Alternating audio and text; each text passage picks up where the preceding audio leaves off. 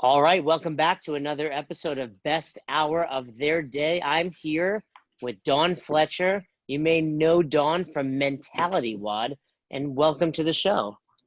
Thank you, Jason. I'm excited to be here. Dawn, where are you currently? And where do you live? Where's this house I see with that beautiful coffee maker in the background?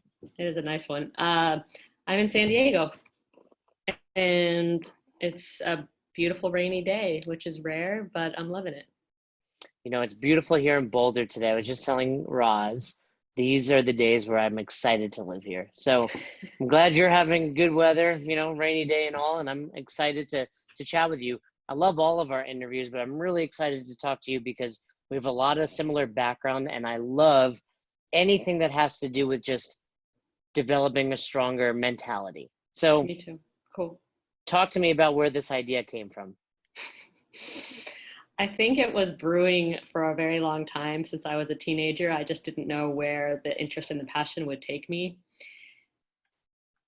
But after getting some schooling and education in psychology and continuing to learn about strength and conditioning and sports, then when I found CrossFit in 2007, late 2007, I felt like my brain exploded with like, this is possible to put to combine my passions of psychology with sport performance and specifically CrossFit in a unique way. And that's when really the ball started rolling towards me developing Mentality WOD. And I started a website in 2012, mentalitywod.com, where I just put out mental performance tips, specifically related to CrossFit, mostly every day, 5 days a week for over a year. And that's when the website started. And since then, it's just grown and evolved almost on its own. Well, isn't it funny that people see something like Mentality WOD and they're like, oh, this is nice. She's got, X amount of followers and this and that, and not realizing, it's kind of like that idea of an overnight success, 25 years in the making. So 100%. Talk to me about this first. So you're an OG. 2007, old school. Where were you going? What was your first CrossFit exposure? Sure. So I was living outside of Baltimore at the time. I had finished my undergrad in 2005, and I was working at a gym in Baltimore, not a CrossFit gym. And I was the fitness director. I had personal training clients, but I wasn't loving it. I was already itching for something new. So when my friend talked to me about CrossFit, I had never heard of it. And thankfully, about 5 miles from where I was working at that time, the first box in Maryland opened, CrossFit Baltimore. And so I went over and checked it out and immediately was drawn to it, of course. And so I started going over there during my lunch breaks and going over there before work and after work and wanting to spend more time at the CrossFit gym. And eventually started volunteering there. I didn't get my L1 at that time. I just started volunteering and working there, shadowing and helping. And so that's kind of when it got started in 2008. And then I moved to San Diego in 2010 to pursue my master's degree at San Diego State University. And I got plugged in with a box out here, which is no longer here, CrossFit Mission Gorge, in 2010 in the Mission Valley area in San Diego. And I was there for quite a few years. That's when I started to get my certs. That's when I was getting my master's degree in kinesiology and track and sports psychology. So that's really where, again, that's when I started the website. That's when all the pieces started to come together for me. And in about 2014, I got out of the CrossFit coaching scene and more into my online business, which has been going now for 6-7 years. Well, we have a very similar path. My master's is in psychology as well. And I found CrossFit in 2006, much like you, an old school, OG. What initially made you feel like, hey, there's a ton of overlap here? Because you were already in the fitness world, but what made you feel specifically with CrossFit that this idea of mental performance and developing mental strength had a really strong relationship with CrossFit? Once I started to meet the types of people that CrossFit was attracting, that's what it was for me. It was all these people who were interested in personal growth and development and challenging themselves and trying new things and getting uncomfortable in the gym. And again, in the global gym where I was, it wasn't that, right? It wasn't people in there really trying to push themselves and grow in that way. And so it was just really refreshing for me. I felt like I found my people. And through talking with those individuals and watching them and coaching them, and I really learned how, again, like how maybe this could all be possible, that I could combine these passions and then could really help these individuals who are already driven, who are already motivated, who are already excited about doing new things and personal growth, really help those people hone their craft and develop as individuals and as athletes. What was your first attempt at that?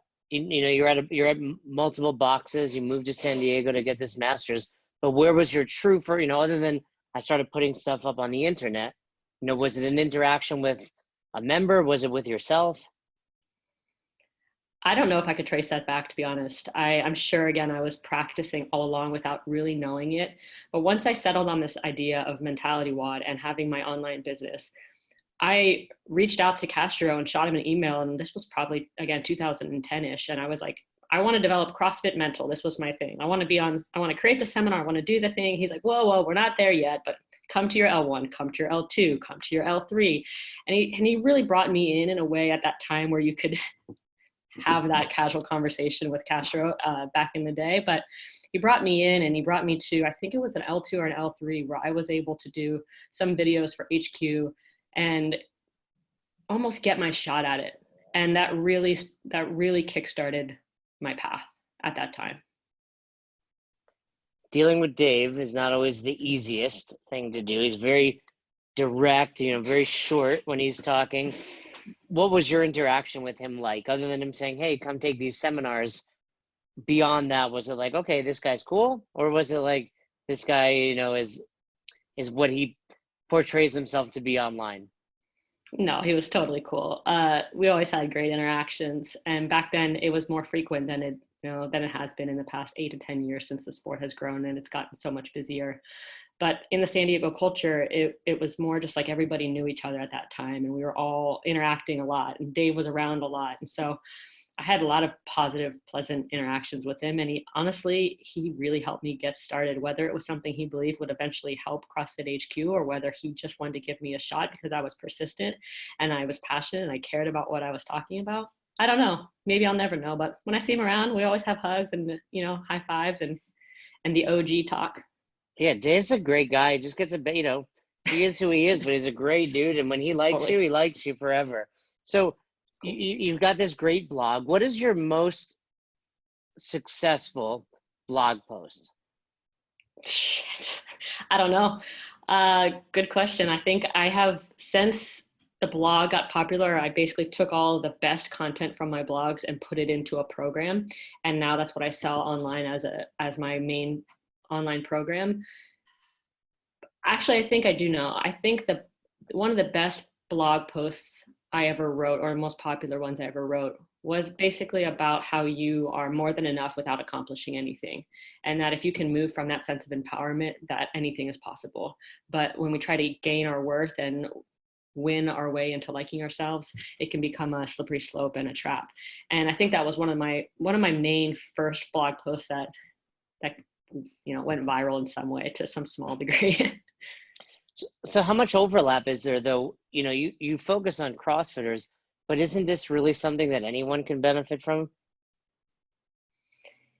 Yeah, I do have the specific program on there that I sell is mainly for CrossFitters, but obviously like you said, there's a lot of carryover and overlap into just general personal development and growth. So Mentality WOD is absolutely for anybody who wants to improve in any way across the board. But then I do have specific tools on there for CrossFitters and more general tools for other athletes who are competing or individuals who are wanting to improve. Talk us through it. Someone's listening to this. They're like, okay, I do want to improve my mental performance. I, want to have my best open ever. I'm getting ready for the age qualifier or a sanctional. What does it look like? Like, how will this, most people just think, okay, I want to get better. I need to get fitter. I need to work out more. But we overlook this very important part of our body called the brain. So talk to me about what that looks like. Where does somebody start, and what should they expect to accomplish in this program? Well, you're already at a good spot if you're at that point where you're willing to say, I want to work on my mindset. I recognize it's an integral part of my performance. And so you're already open and willing, and you're already looking for those resources, which I always say is pretty cool. And from there, the next biggest piece is just growing in awareness. And you can do that through posts on social media just by reading them. You can do that through working with myself on one-on-one coaching. Otherwise, you can get on the program or buy like an ebook or a product, which I have on there as well. But any avenue you take, I guess, it doesn't matter as long as you're open, you're willing, and you can grow an awareness, and that will hopefully help you. Each person has their own individual challenges, and we all do. And so once you learn what those are, and once you gain some tools to overcome them, you're going to be, again, a better athlete. You're going to be a better performer. Who's the most successful athlete you've worked with, if you're allowed to use their name? I mean, I've worked with probably over 20 CrossFit Games athletes, and yeah, I have a whole bunch of testimonials on my website, I guess. I don't know. I mean, I think like being able to coach Christy Atkins like 5 years ago was really cool, because she had probably been at the games more times than anybody I'd ever worked with. So 8 years at that time. Well, Christy's a East Coast girl, so is that how you knew her? Yeah. Yep. No, we connected, I don't know, when she was out in San Diego training at Invictus. I forget how exactly, but we connected then.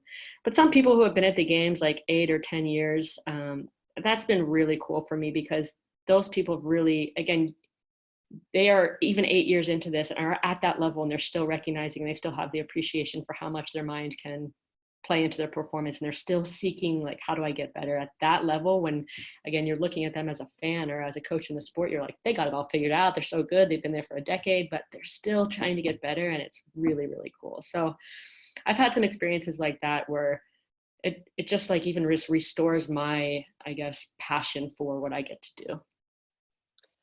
What are some of the low-hanging fruit, if you will, for the average everyday, box attendee? You go in, you hit your one workout. They don't necessarily care about making it to the next level, but they care about their fitness. They care about where they fall on the whiteboard or on WODify, Sugar WOD.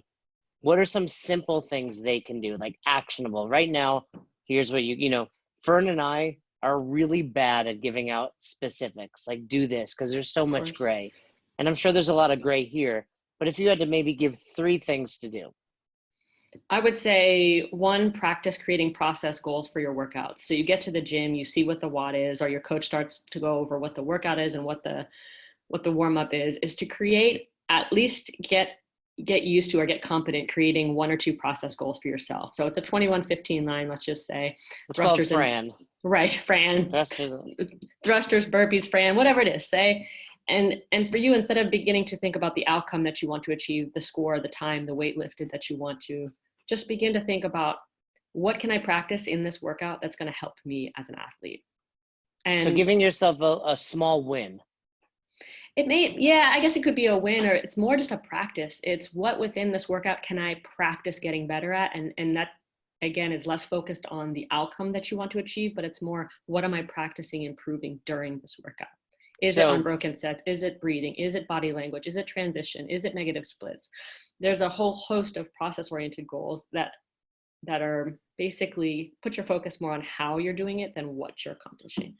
I love it. Now, how do you measure that? So say you go, okay, Jay, we're doing Fran today.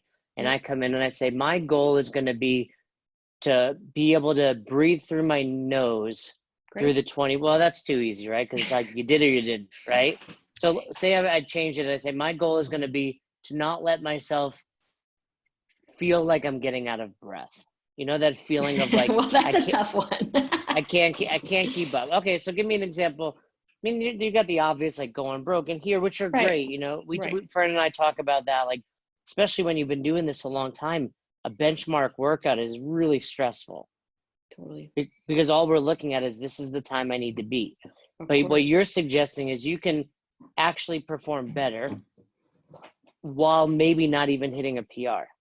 Correct. Because if your goal over time is to continue to improve, it is most likely not in your best interest to go into the gym and try to perform your best every day. It's most likely in your best interest to go into the gym and practice something that will make you a more well-rounded athlete. And so maybe that comes down to you being more adaptable, and your simple practice for the day is, I'm not going to put my hands on my thighs at any point during this workout. Again, you can take a video of yourself and afterwards go back and assess, did I put my hands on my knees at any point during this workout? Or maybe my goal is to smile whenever I face some adversity, or I start to get no rep, or I can't go unbroken anymore. You can actually take video of yourself and watch yourself and assess yourself and give yourself an overall kind of performance assessment based on what your process oriented goals were. But it's just a different way of thinking about it. And it's a different way of approaching your workouts that over time is actually going to help you be more well-rounded. Okay, so that's tip number one. Have this process. What's number two? Number two would be probably after the workout, noting somewhere in your journal or online, wherever you keep your notes, what went well and what did I learn? I think those two things, again, are more important than outcome, than score, than time. Of course, note what you got in the gym and what your time was, what your score was, what your reps were, but noting what went well, what were the positives, and what were the takeaways. Because if you treat every workout like that, I think, again, you're going to be learning from what you're doing and not just going through the motions. Yeah, and for so many of us, it's like, hey, there's my time, that's it.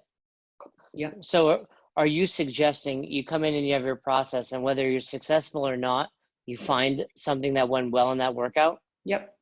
So that could be, my goal was to breathe through my nose. I took a deep breath through my mouth, on rep 18. So unsuccessful. However, the win might be, well, I did make it 18 reps. Of course.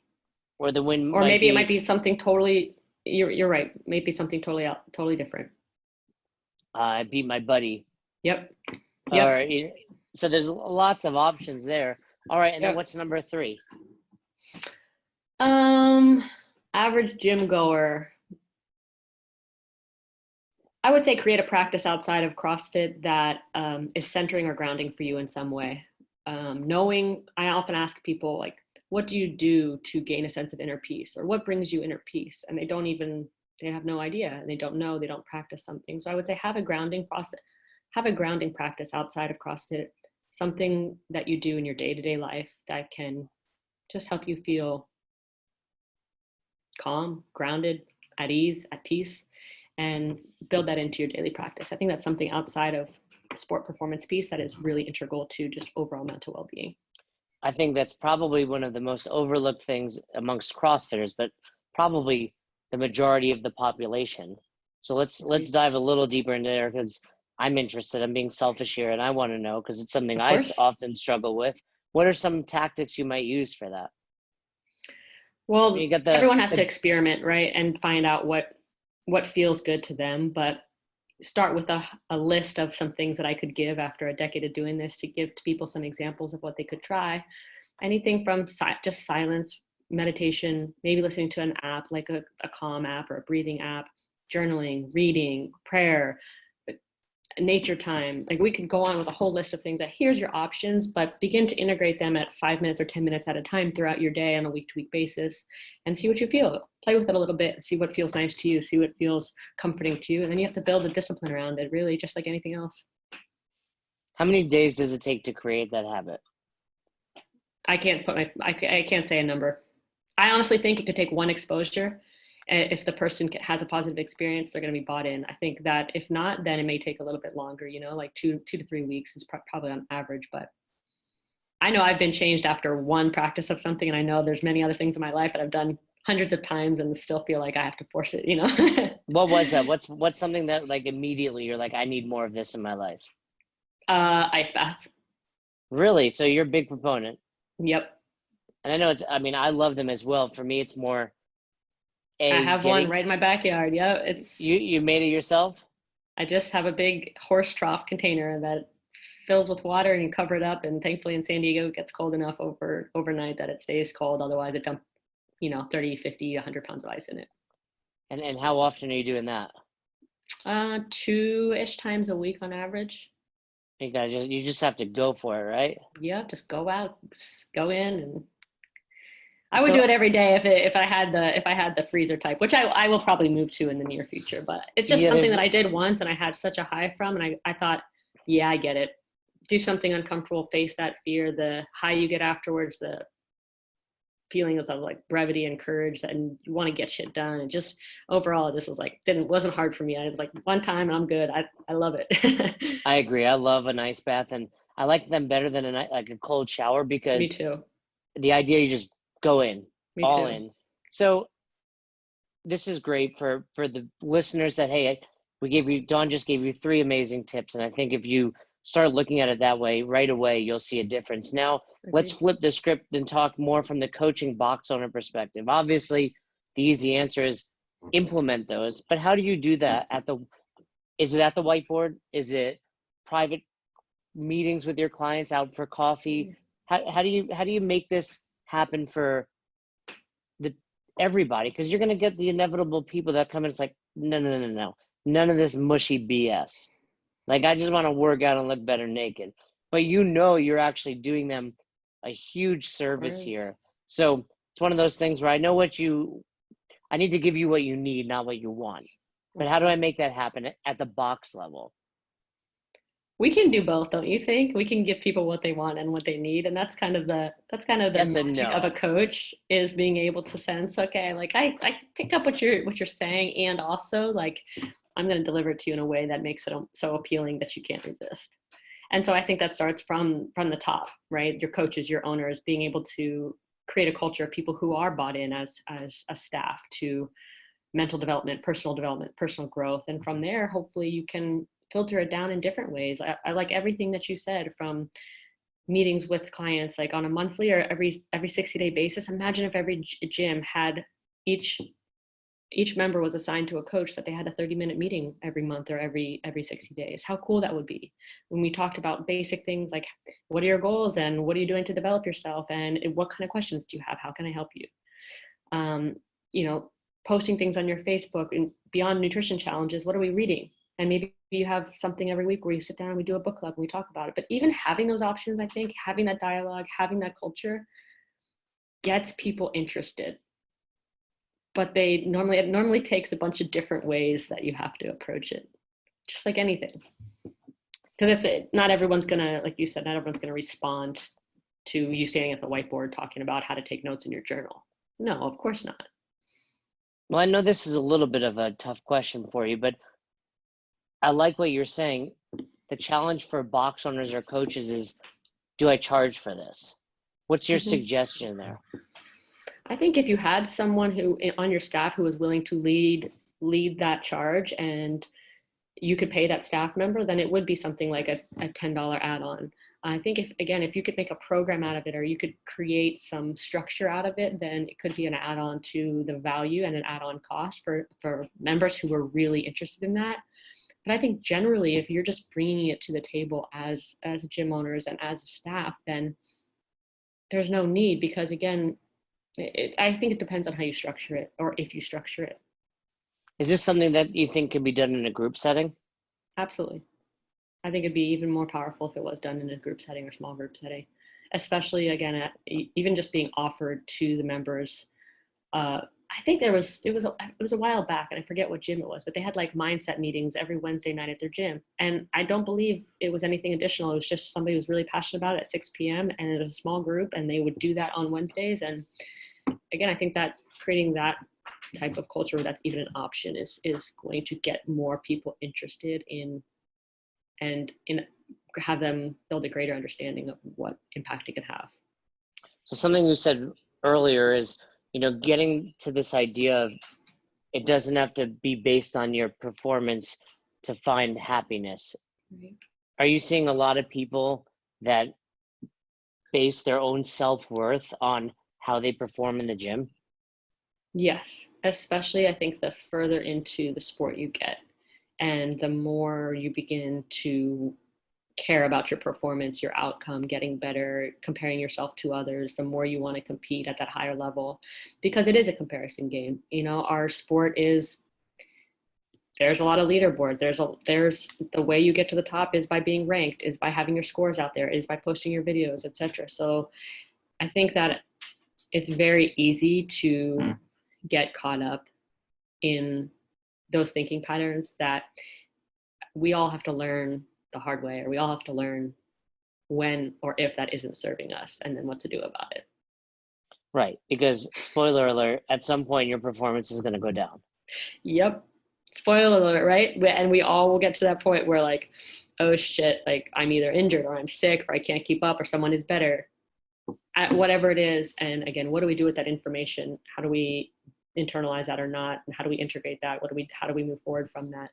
I think that there's not a lot of information out there about what I wish there was more. I wish there were more people like you and I who are really passionate and interested, and we could get more coaches out there, educated and equipped. But I don't think people know what to do with that when they get to that point.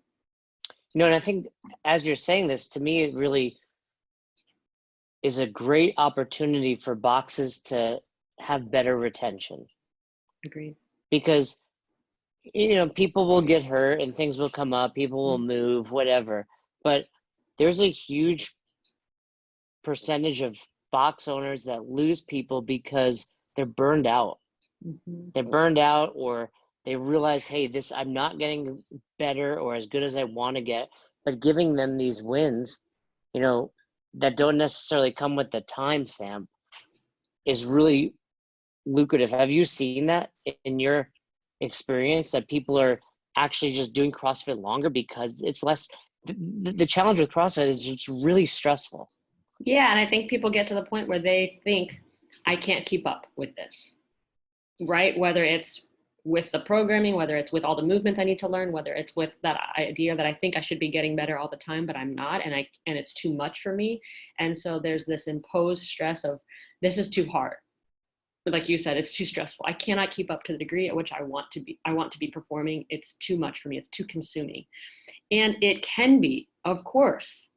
And so again, yes, I 100% agree with you that people could have more longevity in CrossFit if there was a greater talk and greater appreciation for the process of, how am I getting better as an individual? How am I getting more well-rounded as a person, even if my scores and times and snatch and muscle ups aren't improving?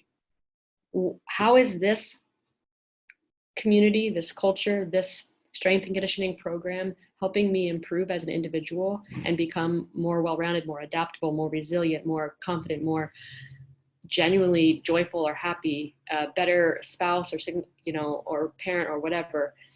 How is that process changing me regardless of my outcome and my results? So many people think to themselves, okay, I want to get fitter, more is better. More is better. I want to do more. As someone, in your experience, how do you get those people to say, okay, maybe a day off with a focus on my mental component would actually further my development than another day of snatching? I can't force anyone to do anything. I try to provide good examples. I try to provide witty content. I try to provide testimonials of other people who have been in the same shoes, who have listened to that advice and let them know how it has worked for them. I try my best to share content that's valuable, that people are going to learn from and grow from. But it really, until that person gets to that place where they are up against that wall and they're having that experience that just doesn't feel good for them, are they going to be maybe willing to look at it from a different direction, or ask for help, or contact one of us who are professionals with a lot of experience and say, what would you suggest? So this is kind of that, well, when one is ready, the teacher will present itself. Yep. And I'm going to keep doing my best to pump out all the content in the meantime. But until you're ready to hear it, it doesn't matter what you're seeing or reading, right? Until you're really ready to take it in. Well, what keeps you motivated to do that? To pump out the content, like you're saying, to help these people? Because sometimes, Fern and I feel it. I've been involved in other, whether it's my boxes or companies, and you're like, man, I put 110% of myself out there, and these people just don't get it. I'm slamming my head into this wall. What keeps Dawn motivated? Waking up every morning wanting to help the unhelpable at times.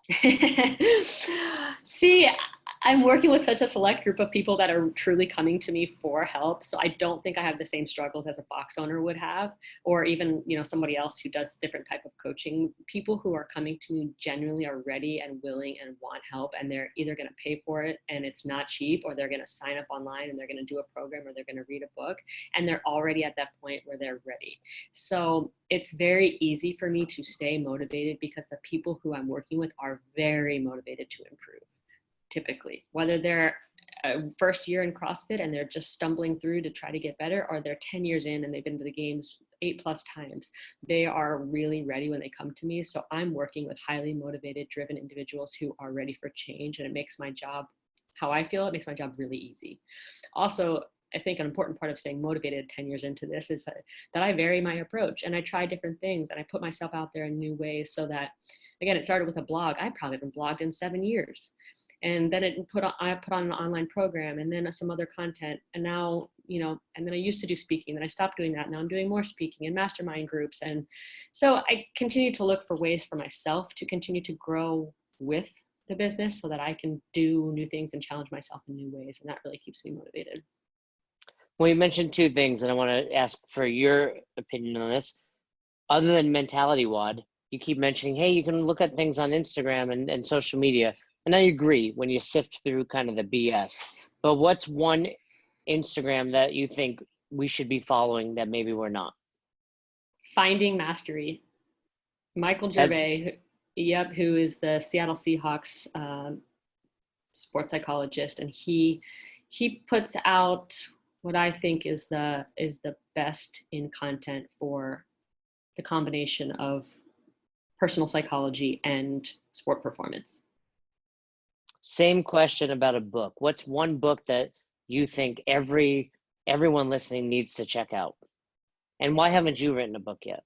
I'm 80% there, and the tips are coming. It's going to be short form, Tim Ferriss style mental performance tips. Well, I definitely want to have you. Really that sounds like my type of book, especially if there's a lot of pictures in it.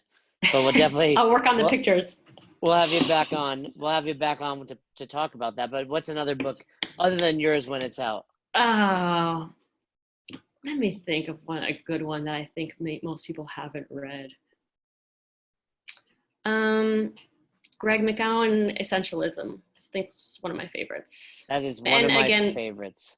Yeah, it's not that maybe people wouldn't, if you're really into like the sport performance side, you may not read as many books on like personal growth. And again, I try to blur those lines a lot because it's all connected. But I think that one has a lot of really good takeaways for life. What do you do when you're getting overwhelmed? So many things. Here's my like little journal and prayer book right here. I just keep it next to myself. I think the number one thing I do is silence. What's the last thing you just wrote in that journal? Before I got in the call with you, don't try to prove anything. Slow down. Ask him questions. Was that to me? Yeah. What do you haven't asked me one question? Well, I know. My performance score is a 0 out of 10 so far. I like that though. Analyzed, boom, give yourself a real score. So are you constantly just writing notes down? Pretty much. I mean, I have my phone and I have my notepad that I typically write stuff in, but I always have a notebook with me. That's just everything I've ever done in my life that's been worthy has started with notes on a piece of paper. And that's interesting because I'm like, always, well, I got my phone, I could take notes. Do you recommend a notebook versus just your phone or iPad?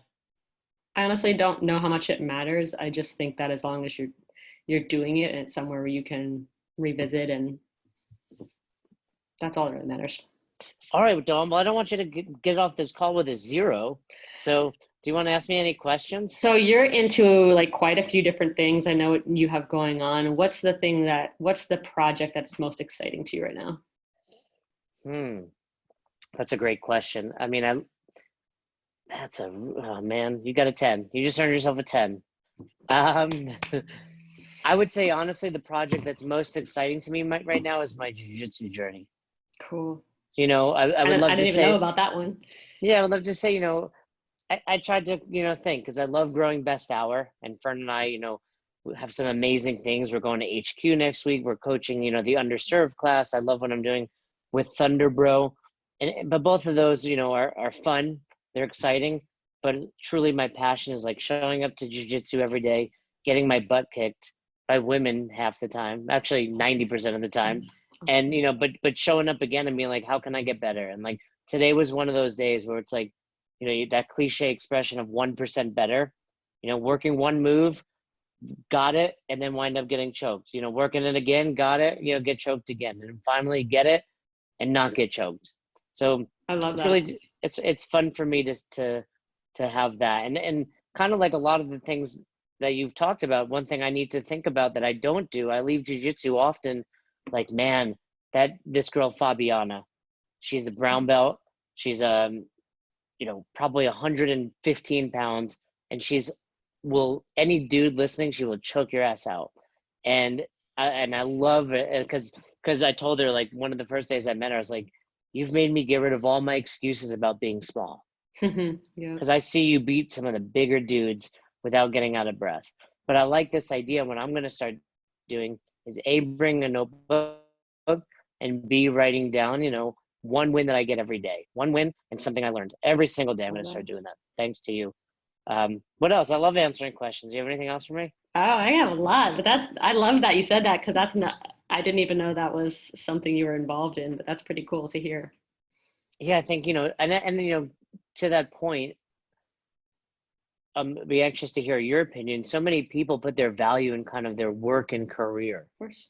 And while I'm really proud of everything I've done, I don't want to be defined by that. And I think too many people, it's like, what's the first question most people ask other people? What do you do? What do you do? And, and the answer is always work, but it's like, hey, what do you do? Well, I work out, 5 or 6 times a week. I, like to think I take good care of my, family here. But I think that's really important to kind of flip that mindset. So hopefully I've really enjoyed this idea, because oftentimes I'm interviewing and talking to people, it's like trying to benefit everyone else. But this one was very selfish for me, because I'm like, I need to learn for me.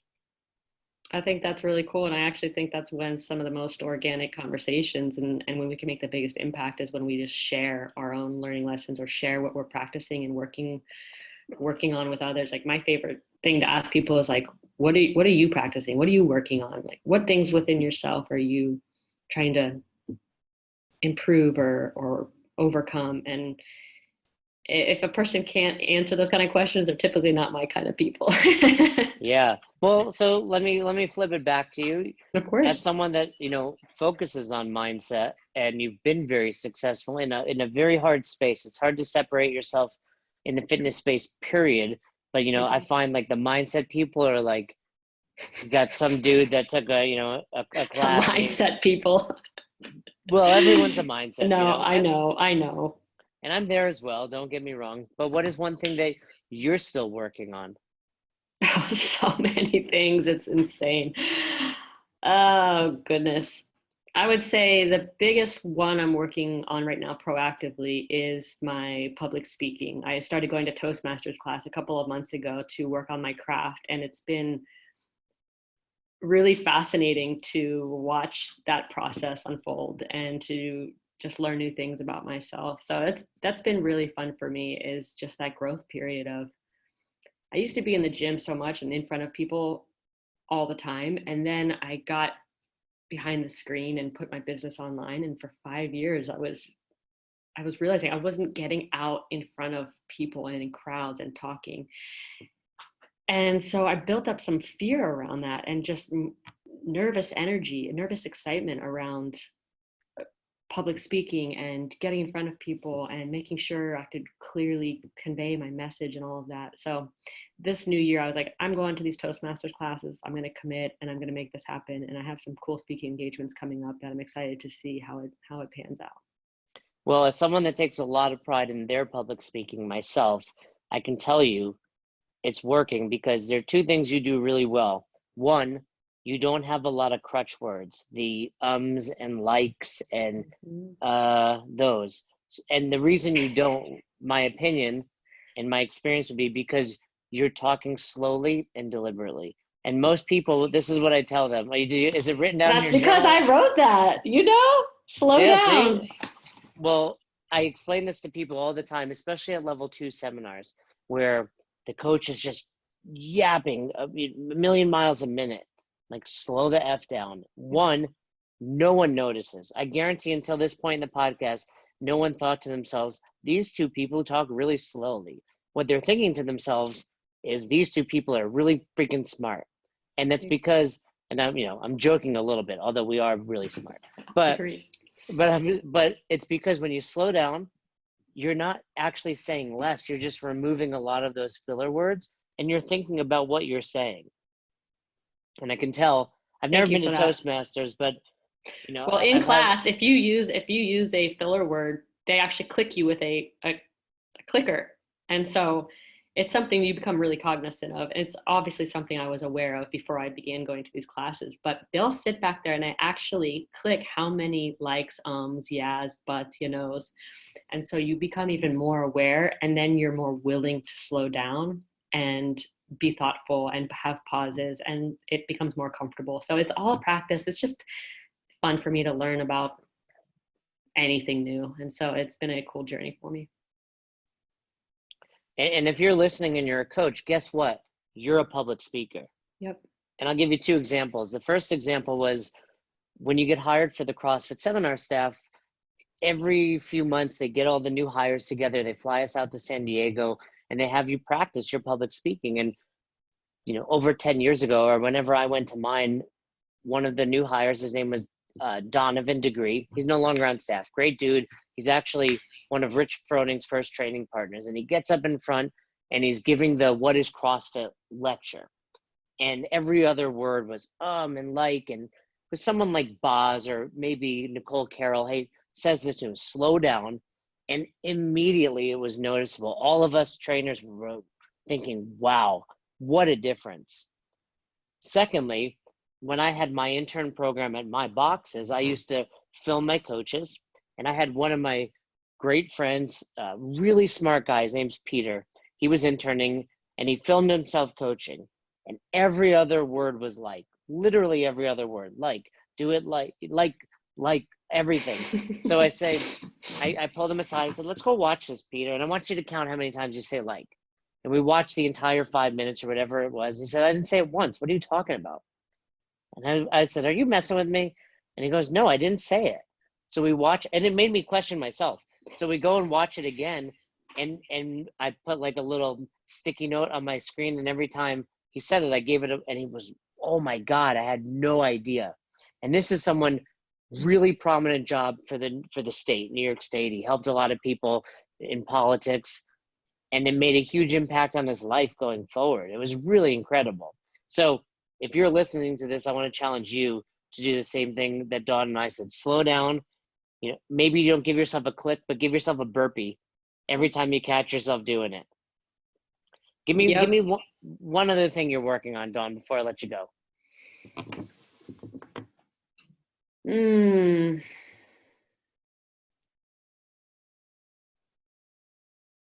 Delegating. That's always a work in progress.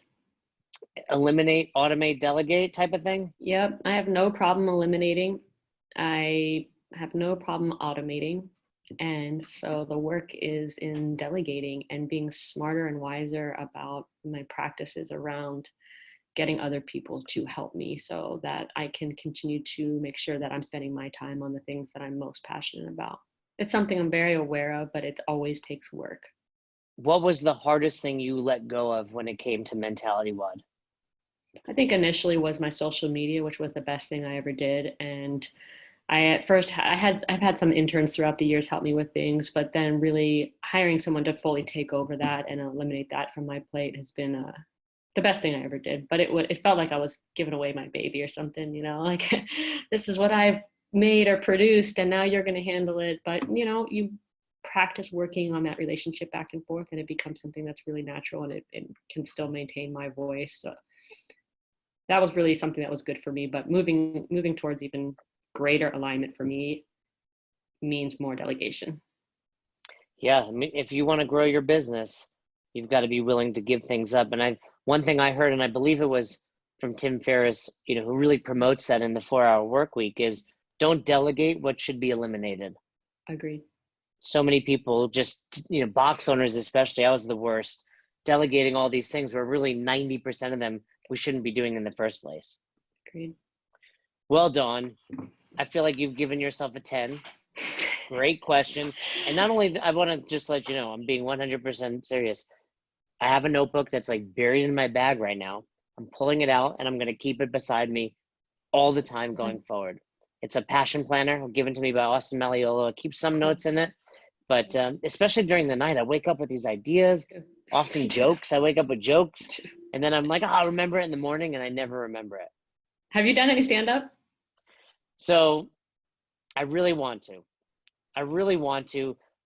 My wife pushes me to do it. And it's not that the last thing I am is worried about being on stage. It's Right. stand-ups live their lives from like 10 p.m. to 2 a.m.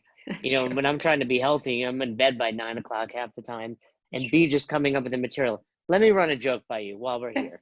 All right. So it's not written out, but I've kind of got the premise to it. Let me know what you think. This will probably offend you and many people listening. So it makes me laugh till I get. But I have this kind of premise of I go into the bathroom, and if you live with someone else, like there's some things in there. So I go into the bathroom, and on the toilet is this box of tampons. Now, for men, we're like, tampons, they're tampons. But then I look closely, and there's a level on these tampons of how serious this is. Like a 1 is no big deal, a 5 is really bad. And in my mind, I'm like, women are fucking crazy because men, if our genitals are bleeding, there's no 1, there's no 5. It's an 11. There's a problem here. We have to go to the ER. So that's my joke. Women are insanely stronger than men. There you go. That I can see that working. I can see that working with all of your other material combined about marriage and things and bathroom and sleep and all of that stuff that we all experience. Well, and then the other second part of that is they say, well, how do you, like, I'm looking at this box, I'm using the bathroom, I have nothing to read. So I'm reading this box and it says how you can base your flow is by weight in grams. Right. I'm like, okay, so women are like putting their blood on a scale and like, oh, this is a 3. I didn't even know it said that. Yeah. So anyway, if you're listening, hopefully I didn't offend you, but I'm working on that material. All right. I do the same. I think, well, maybe I gave improv a chance recently, and I think I was like, maybe I'll just do stand-up just to try it, just to push myself and do something different and new. But I'm all about having the journal nearby. I try to be intentional about, hey, I'm about to hop on this podcast. What are 2 or 3 things I want to work on or remember or think about? And I put them down after the call, kind of do the same thing, just whether it's on paper or in my head, just have gratitude for it and then assess myself with any major takeaways and go on. Well, I'll let you assess yourself, but I will assess you as well. I'm going to give you a 10 out of 10, Dawn. Thank you, Jason. You've done great. It's been perfect timing. It was great to be here. Because my coffee is done. Awesome. Let's be in touch, and thank you again. Yeah, thank you. And but before you take off, give everybody the 30 seconds where they can check you out, where they can find Dawn, Mentality WOD, all that good stuff. Great. Mentality_WOD on Instagram, mentalitywod.com. My online mental training program is on there. I have a host of other products and ebooks that you can purchase. Dawn at mentalitywod.com. If you have a question or if I can help you out, if you're interested in one-on-one coaching, I will do my best to get you in whenever I have open spots. That's how you know she's good. She's got to squeeze you in when she finds an open spot. Well, Dawn, thank you so much for coming on. It's been great to see you in person, and I appreciate all you've done. Thank you, Jason. We'll be in touch. Take care. Thanks for listening to Best Hour of Their Day. If you haven't heard about Anchor, it's the easiest way to make a podcast. Let me explain. First of all, it's free. How cool is that? There's a creation tool that allows you to record and edit your podcast right from your phone or computer, so it becomes super simple. Some of these episodes with Fern or Todd or myself chatting with one another, we've done right within the app itself. Anchor will make it easy to distribute your podcast to all platforms, Spotify, Apple, and many more. And you can make money from your podcast with no minimum listenership. It's everything you need to make an awesome podcast in one place. All you have to do is download the free Anchor app or go to anchor.fm to get started today. Come on, who doesn't have Spotify at this point? And if you were unaware, Spotify now is offering podcasts. That's right, on Spotify you can listen to all your favorite artists, but also podcasts in one place for free. Spotify has a huge catalog of podcasts on every topic, including the one you're listening to right now, Best Hour of Their Day. On Spotify, you can follow your favorite podcasts so you never miss an episode. Premium users can even download episodes to listen to offline wherever you are, something I always do before I hop on a plane. And you can even easily share what you're listening to with your friends on Instagram and other social media platforms. Here's the deal. If you haven't done so already, be sure to download the Spotify app, search for Best Hour of Their Day on Spotify, or browse some other podcasts if you want. You can find them in your library tab. And also make sure to follow me so you never miss an episode of Best Hour of Their Day. Thanks again for listening to Best Hour of Their Day, and thanks again to our special guest. We appreciate all you guys do for us with Best Hour of Their Day when it comes to sharing our posts on Instagram, when it comes to subscribing to us on YouTube, when it comes to the constant feedback. We are grateful and we appreciate it. We are trying to build a community based on coaching development and becoming the best version of yourself. And it goes without saying that we couldn't do without all of you. So if you haven't already, please subscribe to our YouTube channel. Season 1 of Dropping In is out. We are getting tremendous feedback and we'd love for you to check it out. Leave us a comment on there. Head over to our Instagram. Give us a follow. Like our pictures. Feel free to share anything that resonates with you. And if you have any questions, comments, concerns, or feedback for us, please don't hesitate. Email us besthouroftheirday@gmail.com. Thanks again. Until the next episode, we hope you've had the best hour of your day.